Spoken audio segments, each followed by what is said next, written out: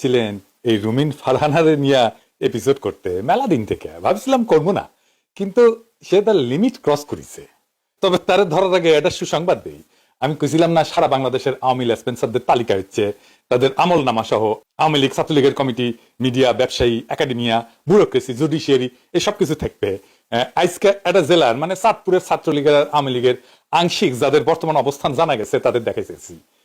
Editor সাহেব একে একে না দেখেন না, হ্যাঁ এটা করে সাত বদন দেখাবো, আর সাত বদন জাগরে দেখানো হবে না, নাচ দিবে ঘুরে ঘুরে, বুঝছাও? হ্যাঁ, আর এডিটর সাহেব আপনি এটা মিউজিক দিবেন, ওই যে সোহাগ সাত বদনী ধ্বনি নাচা তো দেখি, এটা করে দেখান না।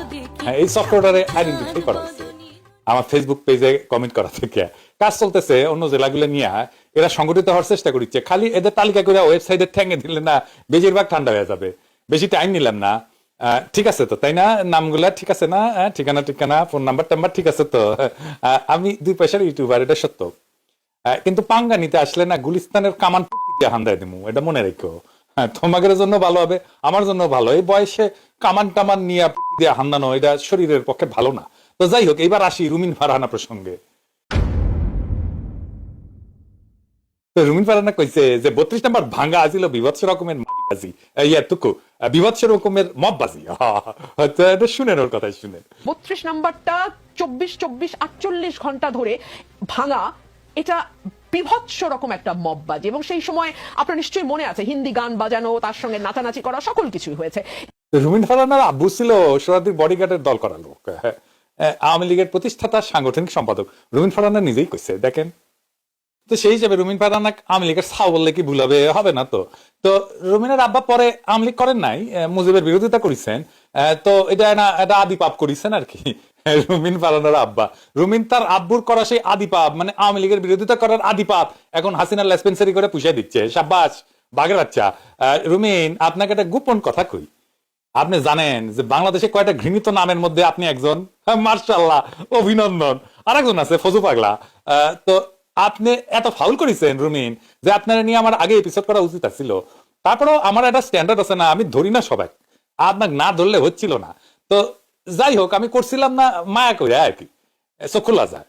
কিন্তু 32 নম্বর ভাঙাকে বিভৎস বাজি ওইয়া তুকু মগবাজি, মগবাজি না মগবাজি কয় ঠিক থাকবে পারলাম না। 32 নম্বর ভাঙার ডাক আমি দিছিলাম, এখন আছে ফেসবুকে, দেখেন শুনেন।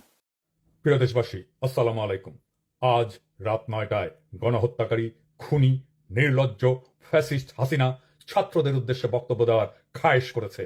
এই স্পর্ধার জবাব দিতে হবে। এই স্পর্ধার জবাব দেব আমরা ধানমন্ডি 32 নাম্বার গুড়িয়ে দিয়ে। যেই মুহূর্তে সে বক্তব্য দেওয়া শুরু করবে সেই মুহূর্তে আপনারা দলে দলে আসবেন, ধানমন্ডি 32 নাম্বারে বুলডোজার নিয়ে আসবেন। বুলডোজার না পাওয়া গেলে হাতুড়ি শাবল গাইতি নিয়ে আসবেন। ধানমন্ডি 32 নাম্বার আজ থেকে আর থাকবে না, ইতিহাসের দায় মোচন করবেন। ফ্যাসিবাদের আতুর ঘর নিশ্চিহ্ন করতে আসবেন, গান গাইতে গাইতে আসবেন, স্লোগান দিতে দিতে আসবেন, সন্তানের হাত ধরে আসবেন, মুখে হাসি আর বুকে প্রতিরোধের আগুন নিয়ে আসবেন। ফ্যাসিবাদের ধ্বংসস্তূপের উপরে ছাত্র জনতার বিজয় নিশান উড়াতে আসবেন। আজ রাত 9টায় সেই ইতিহাস রচিত হোক। আবু সাইদ, মুগ্ধরাও আসবে আপনাদের দেখানো পথে। আসেন, অসমাপ্ত কাজ আজ আমরা সম্পাদন করি, ইতিহাসের দায় মোচন করি। ধানমন্ডি 32 নাম্বার থাকবে না। ছাত্র জনতা ঐক্য জিন্দাবাদ, ইনকিলাব জিন্দাবাদ। বুলডোজার আমি জোগাড় করছিলাম। হ্যাঁ, আমি নিজে গর্বের সাথে দায় নিচ্ছি 32 নাম্বার ভাঙার। ওইখানে হিন্দি গান গায়ে নাচানাচি হয়েছে রুমিন, হ্যাঁ হয়েছে কিনা জানি না। নাচানাচি আপনি একাই হিন্দি গানের সাথে করবেন? হ্যাঁ, ইন্ডিয়ার ঠিকা নিছেন জন্য 32 নাম্বারে প্রথম আঘাত করা হয়েছে আল্লাহু আকবার কইয়া, নারায়ে তাকবীর কইয়া। আপনি মনে হয় তখন ইয়ানফসি পড়িচ্ছিলেন, তাই খেয়াল করতে পারেন নাই। শুনেন এখন।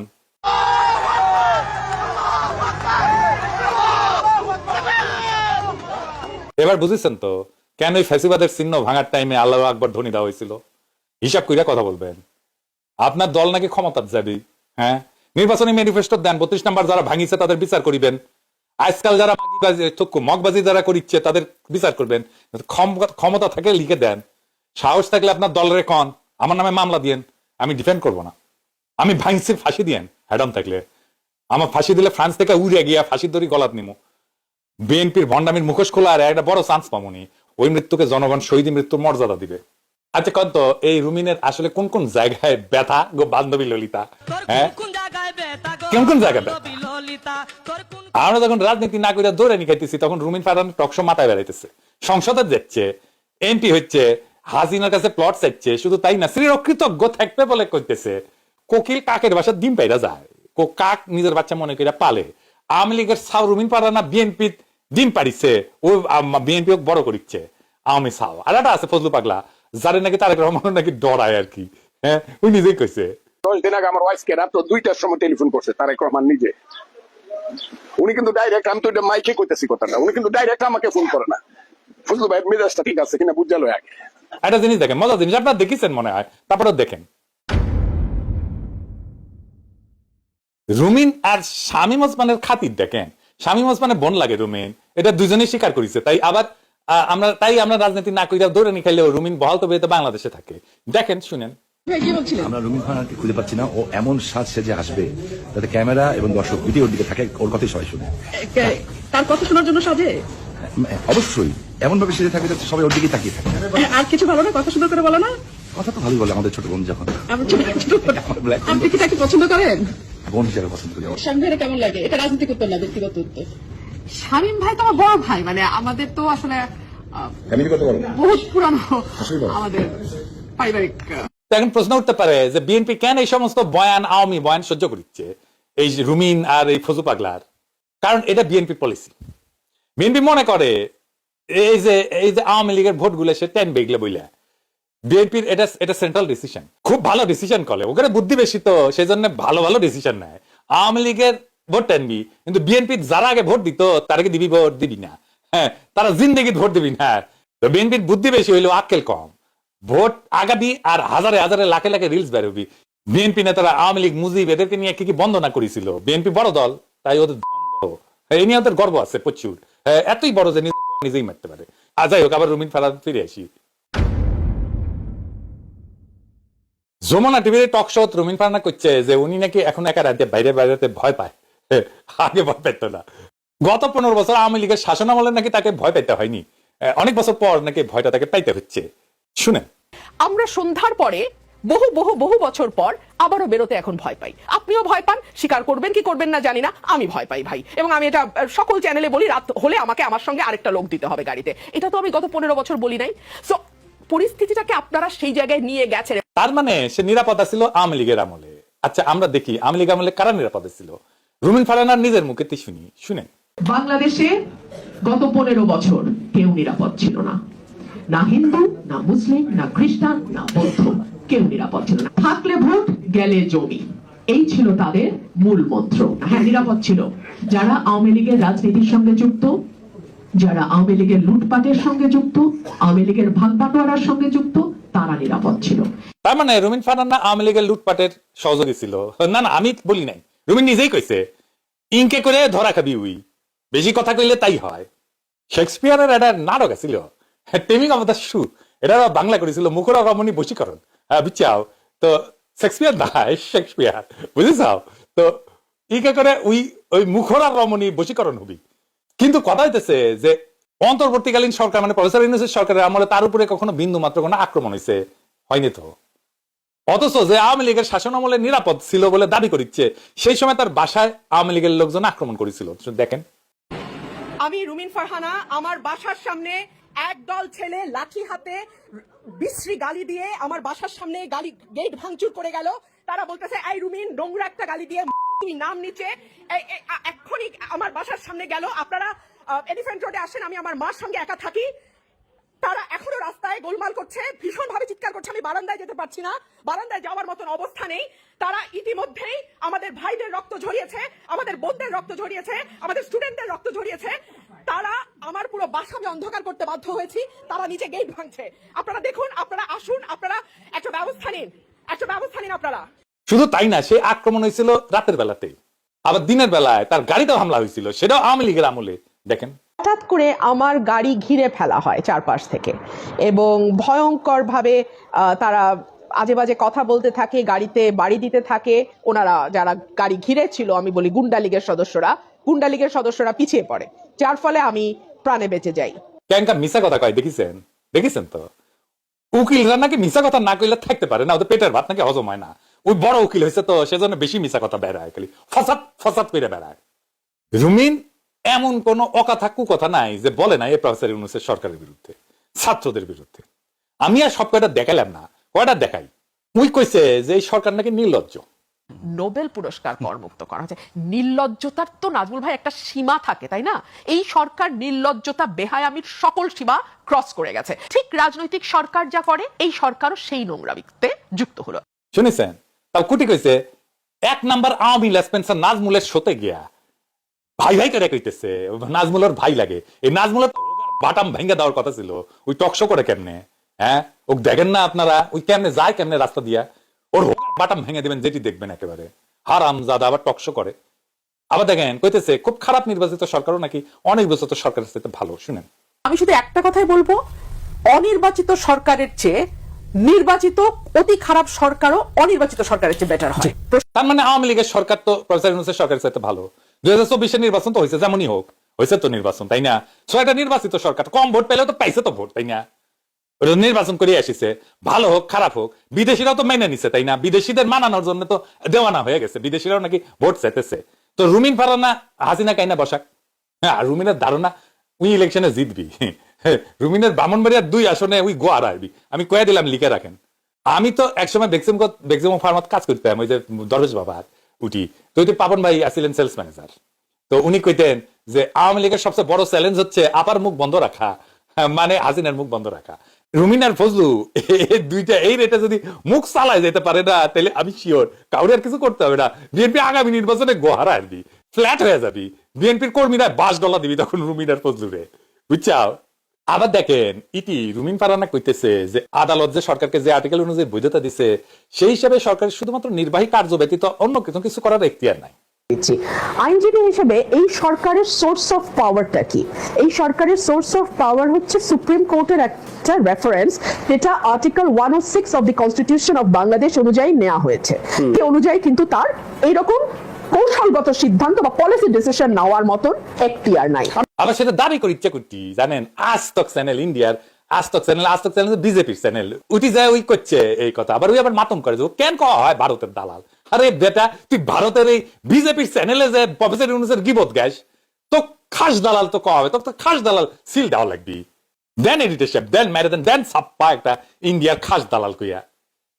আড়াটা মারেন, 2টা মারেন, 2টাই মারলাম আজকে, এরপরে আবার বেশি করে মারমুন। ওদের একটা নিরেট মূর্খ। ওই কাছে নির্বাহী কাজ করতে পারবে, কোনো পলিসি ডিসিশন নিতে পারবে না। নির্বাহী কাজ বুঝে ওই, হ্যাঁ, আবার এমপি ছিল, হাসিনার এমপি অবশ্য। হ্যাঁ, আসেন বুঝে দেখি ওই কিছু বুঝেছে কিনা, ওই রাষ্ট্র বুঝে কিনা, ওই পলিটিক্স বুঝে কিনা, সরকার বুঝে কিনা, গভর্নমেন্ট বুঝে কিনা। সংবিধানের 55(2) এই অনুচ্ছেদ কইতেছে যে রাষ্ট্রের যে নির্বাহী ক্ষমতা, এটা কে প্রয়োগ করবে? কে? এটা প্রধানমন্ত্রী প্রয়োগ করবে। প্রধানমন্ত্রী মানে প্রধান উপদেষ্টা। নির্বাহী ক্ষমতাটা এই প্রধানমন্ত্রীর ক্ষমতাই নির্বাহী ক্ষমতা, এবং প্রধানমন্ত্রীর নেতৃত্বে মন্ত্রিসভা রাষ্ট্র পরিচালনার নীতি গ্রহণ করতে পারবে। এই 56(2) অনুচ্ছেদে কওয়া আছে যে the executive functions of the republic shall be carried on by the prime minister and other ministers.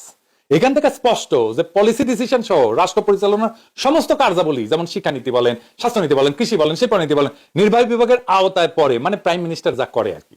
এই রুমিন ফারানা, বাজেট পলিসি ডিসিশন না? হ্যাঁ, বাজেট তো করা উচিত হয় নাই তাহলে প্রফেসর ইউনূসের সরকারের?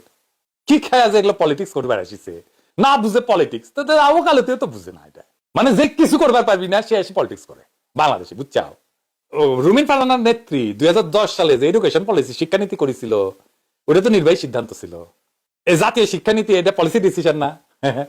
এটা তো সংসদে পাশ হয় নাই, কিন্তু রাষ্ট্রীয়ভাবে বাস্তবায়িত হয়েছে। হাসিনার ডিজিটাল বাংলাদেশ ভিশন, এটাও তো জাতীয় নীতি একটা, নির্বাহী বিভাগ থেকে এটা পরিকল্পনা বাস্তবায়ন হয়েছে। খালেদা যে র্যাপ করেছিল, গঠন করছে, পরিচালনা করছে, এটা কি সংসদে পাশ করে হয়েছিল? তো এটা নীতিগত সিদ্ধান্ত না, এই সিদ্ধান্ত ছিল পলিসি লেভেলে সরকারের নির্বাহী নির্দেশনার আওতায়। এটা সংসদে পাশ না হয়ে কার্যকর হয়েছিল। তুই কিছু বুঝে? হ্যাঁ, কিছু বুঝে না।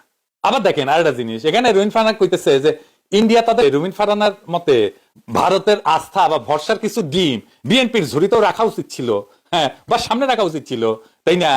সেটা রাখে নাই, এটা ইন্ডিয়া ভুল করেছিল। তো এখন রাখিছে ডিম, বুঝেছাও? রুমিন ফারানা যে ইন্ডিয়ার ডিম, ওইটা বিএনপির ঝুড়িতে রাখিছে ইন্ডিয়া।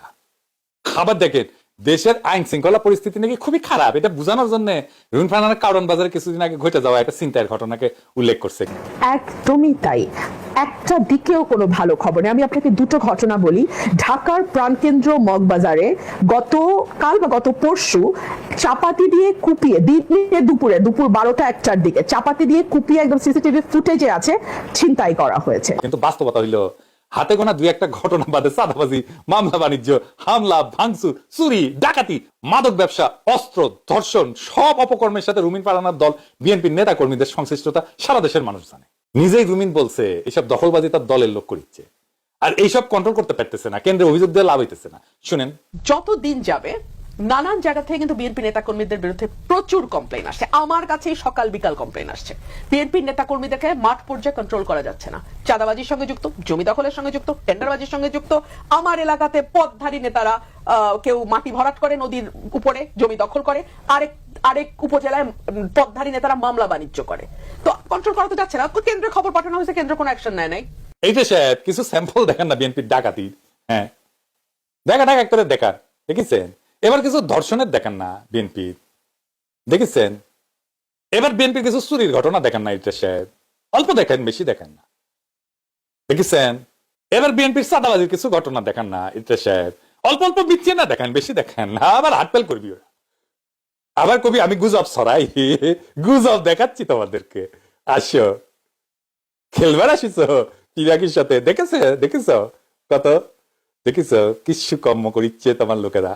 এবার মাদক ব্যবসা আসেন, দেখেন, দেখেছেন? হ্যাঁ, কি মজা।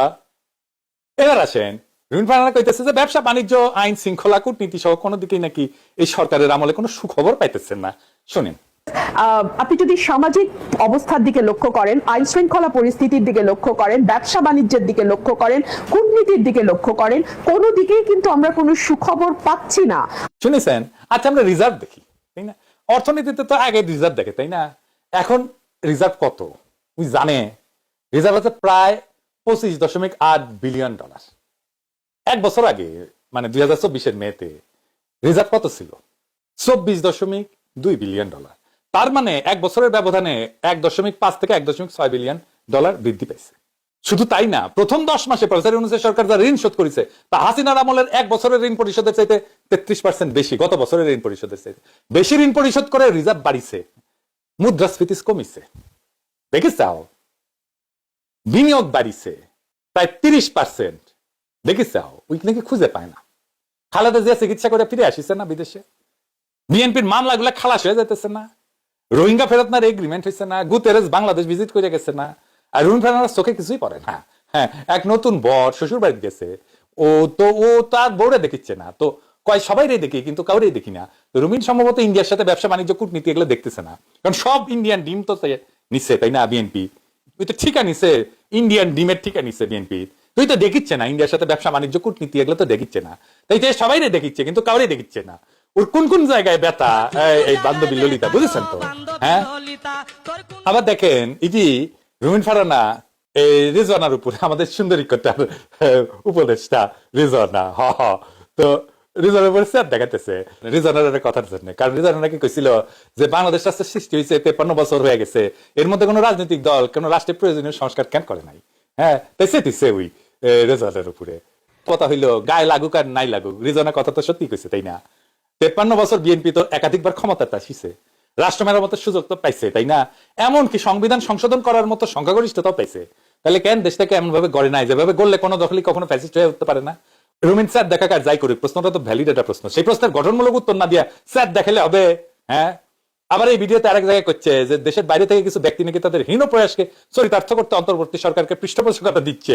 কিছু গ্রুপ অফ পিপল যারা দেশ এবং দেশের বাইরে ইউনূসকে নিজেদের হীন স্বার্থে পেট্রন করে যাচ্ছে, তাদের বাইরে এবং যারা দেশের বাইরে থাকুন তাদের কিছু যায় আসে না। বাংলাদেশে যদি আজকে একটা ম্যাসাকার হয়ে যায়, বাংলাদেশের মানুষ যদি মানে ডুবেও মরে যায়, এই লোকগুলোর কিন্তু কিছু যাবে আসবে না। তারা দূর থেকে বাংলাদেশকে অস্থিতিশীল করছে এবং ইউনূসের পেছনে থাকার ভান করছে। বাইরের লোক কারা? রুমিন ফারহানা। হ্যাঁ, তো এই যে দুদু আর আব্বাসদের মতো আমাকে বুঝাইতেছেন, হ্যাঁ, কি হীন প্রয়াসে আমরা এই সরকারকে সমর্থন দিচ্ছি, পরিষ্কার করে কইবার পারবেন? ধান্দাবাজি করছি কোন? হ্যাঁ, আওয়ামী লীগের আমলে তো চাতক পাখির মতো চায় থাকিছিলেন আমগের দিকে, পাঙ্খা গজায় গেছে না হাসিনা যাওয়ার পরে, এনারা খারাপ হয়ে গেছি তাই না? আমরা তো ভালো না, ভালো লিয়ে থাকো, এখন ইন্ডিয়া ভালো হয়ে গেছে। আমাদের কি হীন উদ্দেশ্য আছে? রুমিন ক লাগবি, কি হীন উদ্দেশ্য আছে? আমাদের কি প্রয়াস আর আপনাদের কি মতলব দুটোই মানুষ জানে।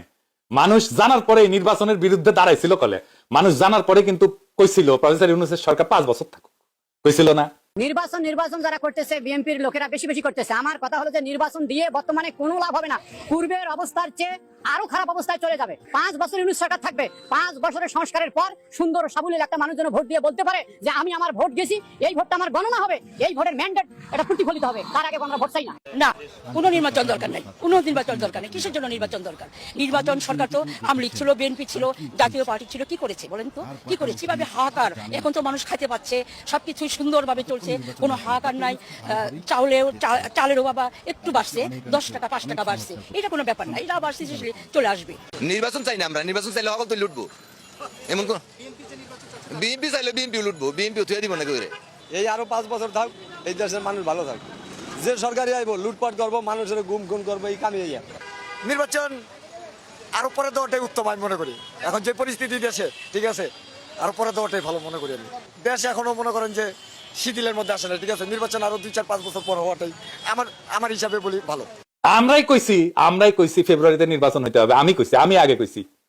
আমাদের পাশে জনগণ দাঁড়াইছে আর আপনাকে ধুয়ে দিছে, বেশি খুশায়েন না। হ্যাঁ, তাইলে কলে একেবারে ফ্ল্যাট করিয়া দেবো। একেবারে সাবধানে কথা বলা শিখেন, অন্ধকারে ঢিল মারবেন না, জবানকে হেফাজত করবেন, বেশি বাইরবেন না, আওয়াজ নিচে। রুমিন ফারহানা আসলে কোনো রাজনৈতিক আদর্শের প্রতিনিধিত্ব করে না, সে একটা প্রতীক, এক আত্মসর্বস্ব সুবিধাবাদিতার, যেখানে আদর্শ না প্লট জরুরি, যেখানে লড়াই না লাইমলাইট কাম্য টকশোয়ের। এই একদিন আওয়ামী লীগের নিরাপত্তায় নিশ্চিন্তে ঘুমান, পরদিন বিবেকবান বিপ্লবীর মুখোশ পড়েন। অথচ দুইটা চরিত্রের মাঝখানে যে রাজনৈতিক সততা লাগে এটা তার নাই, থাকলেও তার দলের না, নিজের ক্যারিয়ারের, নিজের সুবিধা পাওয়ার অনুগত। 32 নম্বর ভাঙার ঘটনাকে যারা মববাজি বলে, তারা ভুলে যায় যে সেই ভাঙনই ছিল মানুষের ভয়ের মূর্তি ধ্বংসের এক প্রতীকী যুদ্ধ। সেখানে রুমিন ছিল না, সেইখানে না ছিল রাস্তায়, না আদালতে, না মাঠে, কিন্তু ছিলেন টিভির আলোয়, মঞ্চের ভাষণে আর আওয়াজহীন এক প্লটের আবেদনপত্রে। রুমিন আজকে যা বলে কাল তা অস্বীকার করে, আজ যাদের গালি দেন কাল তারে ভাই বলেন, আজ যাদের ঘৃণা করেন কাল তাদের দাওয়াতে টকশোতে যান। কারণ একটাই, কারণ তিনি বিশ্বাস করেন জনগণ ভুলে যাবে, জনগণ মনে রাখবে না, জনগণ বেকুবের বাচ্চা। এই জনতার স্মৃতি এখন কেবল প্রতিবাদের না, বিচার করার স্মৃতি। রুমিনের মুখোশ খুলে গেছে, এখন তিনি শুধু আরেকজন আওয়ামী কন্যা, বিএনপির ছাতার নিচে দাঁড়ায় জনগণকে ধোকা দেওয়া এক প্রতারক। তার ভবিষ্যৎ রাজনীতিতে না, তার ভবিষ্যৎ এক সময়কাল লজ্জার পোস্টার হয়ে ইতিহাসের দেওয়ালে ঝুলে থাকার। আর আমরা সেই দেওয়ালে শুধু একটাই কথা লিখে যাব, ভাষণ অনেক হয়েছে রুমিন, এবার বিদায় নাও। তোমার মতো আওয়ামী ছাওয়ের জন্য ইতিহাসের জায়গা নাই, ইতিহাসের জায়গা জনতার। জনতার সাথে প্রতারণার বিচার জনগণই করবে, জনগণ হিসাব দেবে, ভোটের বাক্সে হিসাব দেবে। সেই দিন বুঝে নিও। ইনকিলাব।